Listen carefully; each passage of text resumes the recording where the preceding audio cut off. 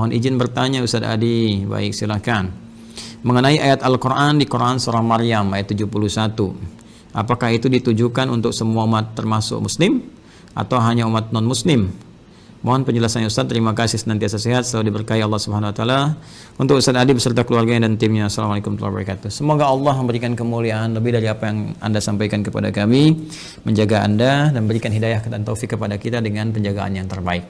Saudaraku dan saudariku dimanapun Anda berada, ini ayat sering kali digunakan sebagai klaim paling favorit, khususnya oleh karangan orientalis juga misionaris, sering dipakai, ditebarkan dan memberikan kesan bahwa ada nih Islam ini agamanya tidak memberikan apa-apa, nggak memberikan manfaat, karena nanti percuma juga masuk Islam, karena ada satu ayat di Al-Quran yaitu Quran Surah 19 Maryam ayat 71 yang mengatakan semuanya pasti akan ke neraka, jadi nggak akan selamat, sehingga itu perlu juru selamat.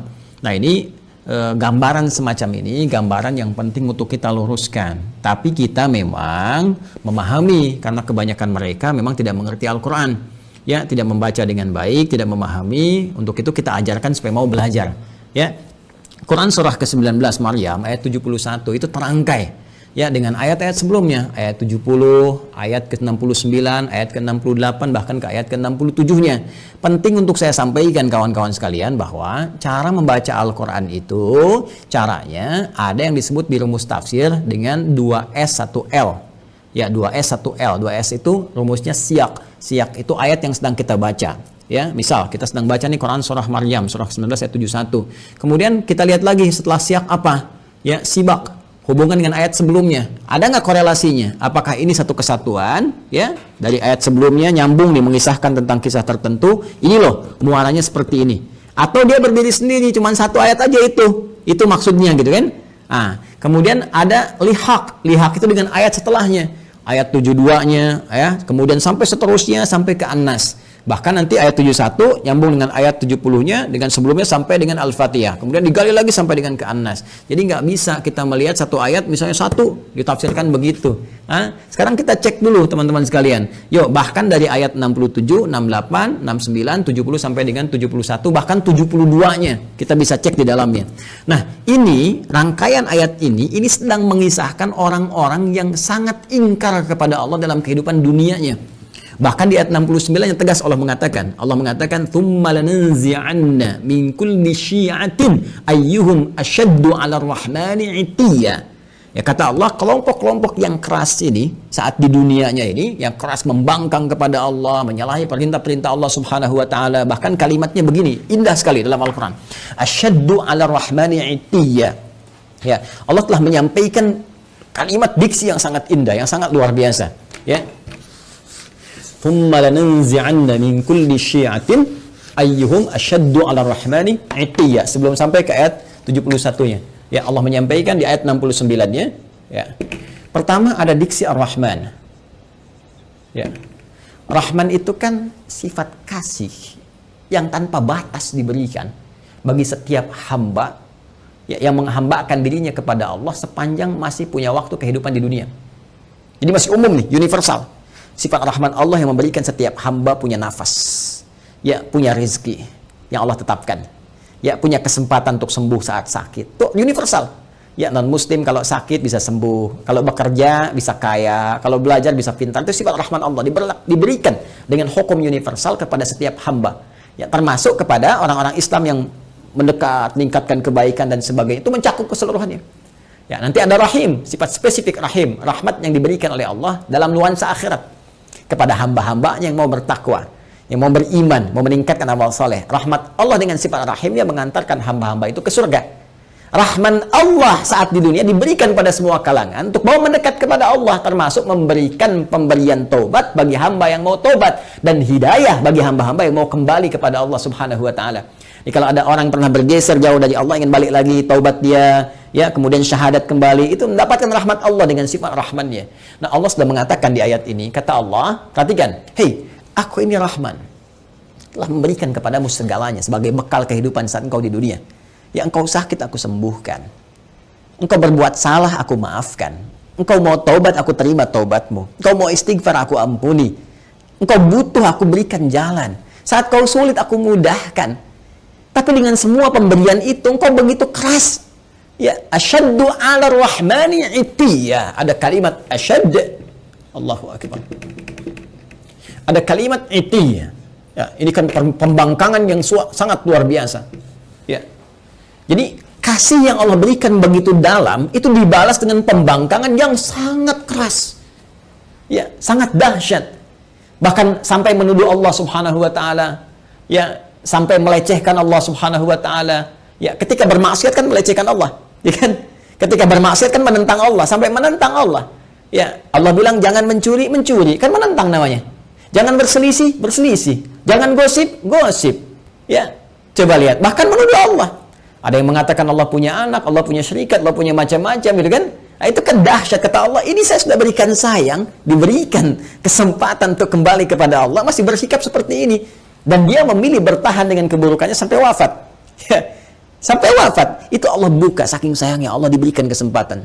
Ya, sampai nyawa belum sampai ke kerongkongan, masih ada peluang untuk taubat. Dibuka seluas-luasnya. Bahkan diturunkan Quran surah ke-39. Quran surah ke-39 di ayat 53. Az-Zumar ayat 53. Qul ya ibadiyalladzina asrafu ala anfusihim la taqnatu min rahmatillah. Tuh. Qul ya ibadiyalladzina asrafu ala anfusihim. Katakan Muhammad SAW kepada setiap hambaku yang pernah berbuat israf. Israf itu berlebihan, lebih. Jadi udah nggak kerukur lah. Ya kalau dalam konteks keduniaan misalnya ya ke pernikahan prasmanan sampai nambah 9 kali itu israf. Ya ada israf dalam berbuat dosa. Mohon maaf, bukan cuman bohong, sombong ya dan macam-macam. Jadi kalau orang lain pernah berbuat dosa dia kayaknya belum cukup. Nah itu israf namanya. Kata Allah, dalam setiap perbuatan dosa pun yang engkau kumpulkan, selalu ada jalan dan secercah cahaya aku berikan, supaya engkau mau kembali. Jadi sebelum nyawa sampai ke kerongkongan, karena itu diperdengarkan. Ya, ada adzan, ada suara-suara kebaikan, orang baca Quran. Kok tiba-tiba lewat masjid, padahal Anda bisa lewat jalan yang lain. Kenapa kok lewat masjid? Kenapa kok tiba-tiba mampir ke ceramah ini? Anda ditugasi jadi bazar misalnya, tapi mampirnya ke ceramah ini. Ya, kok tiba-tiba bisa datang gitu kan? Kok tiba-tiba bisa Anda klik yang muncul tausiah, klik yang muncul status kebaikan, itu kan hidayah namanya, jalan. Kalau Anda mau kejar, Anda mau dapatkan, diberikan oleh Allah petunjuk. Tadi saya katakan rahmat Allah yang diberikan dalam konteks keduniaan yang sangat luas disebut dengan Rahman. Rahman ya Rahman, Rahman ya Rahman ya Rahman.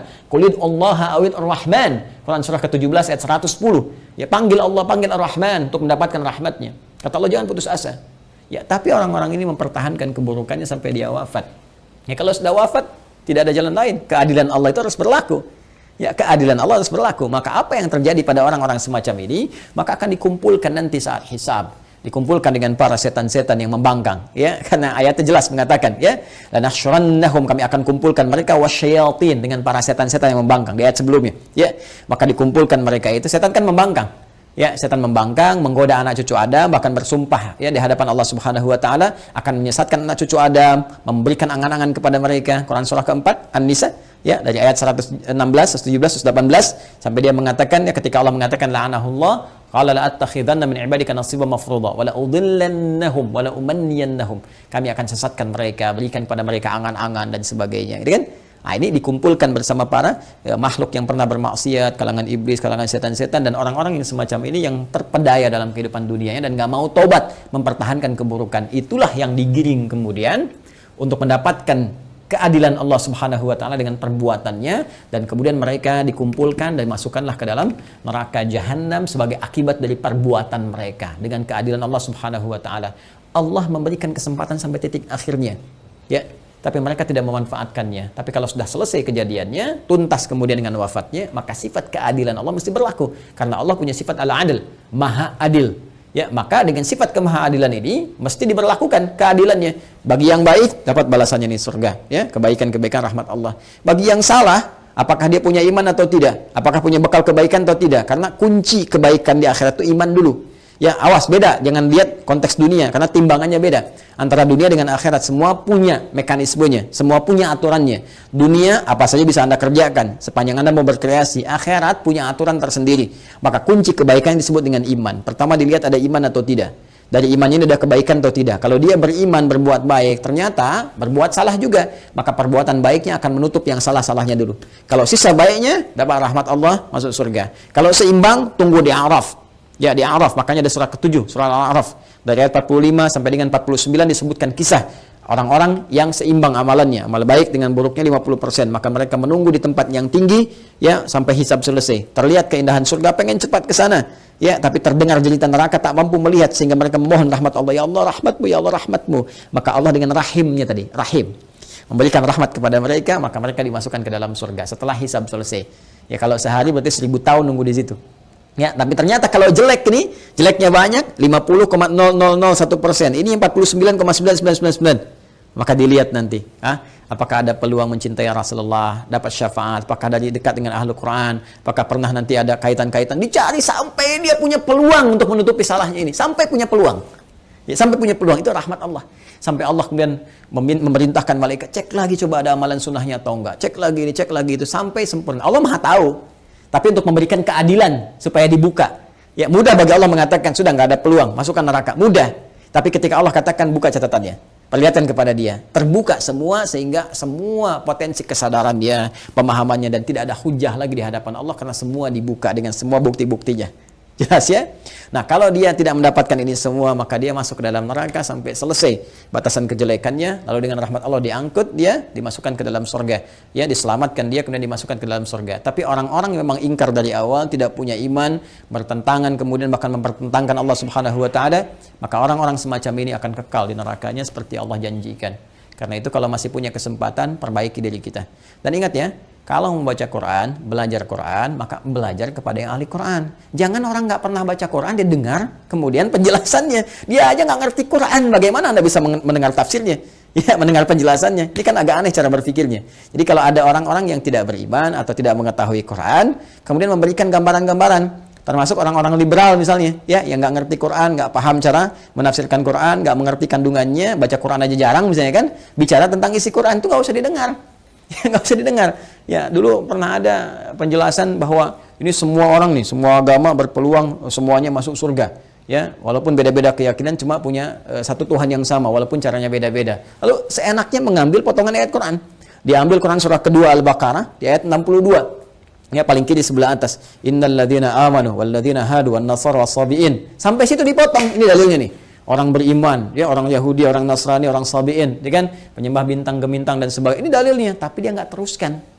Man amanahnya nggak diteruskan. Man amana billah wal yaumil akhir wa amila salihah. Sepanjang mereka beriman kepada Allah. Maksud Allah ingin menyampaikan bahwa semua hamba-hamba Allah ini, apapun yang ia kerjakannya sepanjang mereka beriman dan beramal saleh.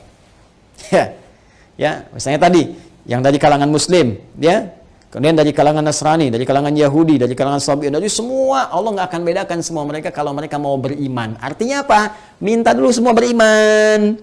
Ya, asyhadu an la ilaha illallah, asyhadu anna muhammadar rasulullah, yakin dengan Allah, tinggalkan semua hal kecuali apa yang telah Allah tetapkan kepada mereka. Menyembah hanya kepada Allah, salat kepada Allah, baca Quran dengan baik dan beramal sesuai petunjuk Allah. Makanya di ujungnya ada wa amilas salihah. Ya. Baik, itu penutupnya, balu lahum ajruhum inda rabbihim wala khaufun 'alaihim wala hum yahzanun. Mereka dapat balasan pahala, termasuk hilang dari kesedihan-kesedihan mereka. Karena itu hati-hati ya kalau mengaji, baca-baca di di Google, di Facebook misalnya, atau di YouTube dan sebagainya, coba pastikan dari siapa Anda mengambil ilmu, dilihat. Ya, kalau meragukan ya tinggalkan, kemudian cari penjelasan-penjelasan yang baik. Ya, penting ngajinya juga harus diperjelas, ilmu sorofnya dipertajam. Ya, tabayatubu YouTuban gitu. Ini tasrifannya di fasbaka yufasbiku Facebookan.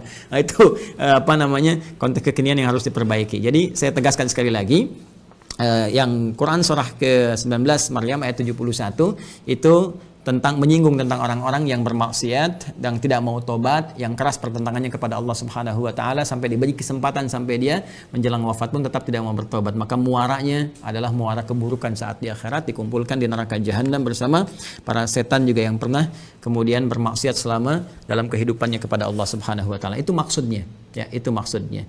Jadi ini pengingat juga kepada kita sepanjang kita hidup, maka kita persiapkan dengan baik ya. Ini penjelasan Al-Qur'an ya. Ya, penjelasan Al-Quran. Nah, kalau nanti ada penjelasan misalnya di buku-buku lain atau keterangan lain, yaitu gambaran-gambaran yang bisa kita uji. Ya, Al-Quran itu menawarkan dengan sangat indah. Satu-satunya kitab di muka bumi yang membuka penawaran kepada setiap hamba untuk bisa silahkan Datangkan semisal Al-Quran, silahkan kaji. Satu-satunya kitab di muka bumi. Kaji otentisitasnya, dijelaskan langsung. Kaji otentisitasnya, ya, kaji apakah ini buatan manusia atau ini firman Allah Subhanahu Wa Taala. Silahkan lihat dari berbagai unsur, ya, dari unsur sastranya, unsur kebahasaannya, unsur isinya, muatannya dan sebagainya. Itu satu-satunya kitab di muka bumi yang membuka peluang kepada setiap hamba, bahkan menawarkan kalau nggak mampu sendiri, panggil dari kalangan jin, panggil dari kalangan yang lain. Bisa nggak datangkan semisal Al-Quran? Satu-satunya kitab di muka bumi. Silakan tunjukkan pada saya kitab mana di muka bumi yang menawarkan, ya, bahkan bukan hanya kepada pemeluknya, kepada siapapun di muka bumi untuk memeriksa kebenarannya, kecuali Al-Quran. Kecuali Al-Quran. Karena itu mengaji Al-Quran harus menggunakan pendekatan-pendekatan hukum-hukum, ya, dan dasar-dasar keilmuan yang benar, ya. Wallahu taala alam bissawab.